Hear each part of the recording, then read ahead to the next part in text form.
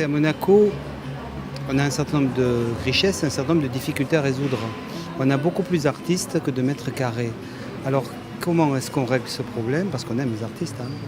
Beaucoup d'entre eux pourraient prétendre à des expositions privées et qu'on ne peut pas les organiser. On a pensé, le gouvernement français a souhaité leur offrir cette possibilité tous les 2 ans d'exposition collective. C'est formidable parce qu'il y a toute une série différente d'artistes. C'est vraiment intéressant parce qu'il y en a un peu dans toutes les traversées, des styles différents.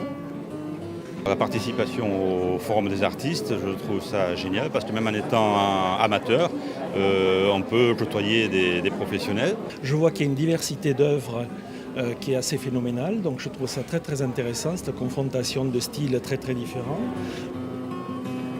C'est une photo qui a été prise au Japon en 90, alors que j'étais en poste là-bas, à Osaka. C'est une cérémonie qui s'appelle la plantation du riz. J'ai choisi cette photo-là parce que je l'ai montrée à un certain nombre de personnes et ils ont trouvé qu'il y avait une densité du regard qui était assez intéressante, surtout avec le cadrage que j'ai fait. Tout ça.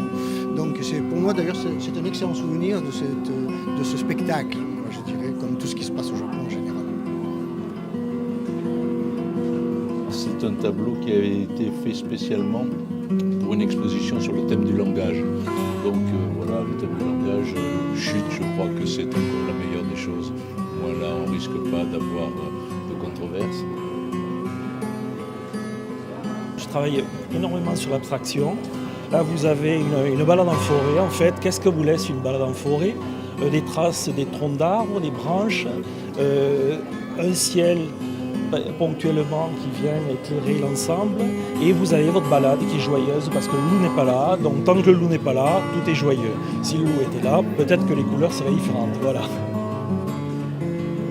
Alors j'ai présenté ce tableau qui s'appelle Red Sky in the Morning, d'après le dicton anglais qui dit Red Sky in the Morning, Shepherd's Warning, c'est-à-dire il y a, quand le ciel est rouge le matin, une menace se présente et la menace ici c'est donc le nuage et les flamants roses qui ont la tête cachée par le nuage, ignorent la menace qui se pointe à l'horizon.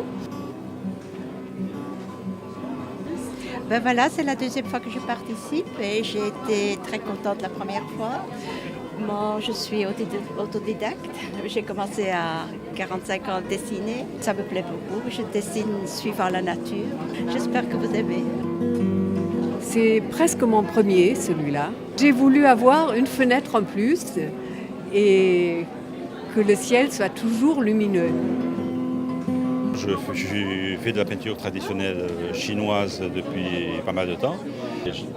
J'ai fait un tableau, c'est comme un triptyque, mais il y en a 4, qui s'appelle les 4 saisons.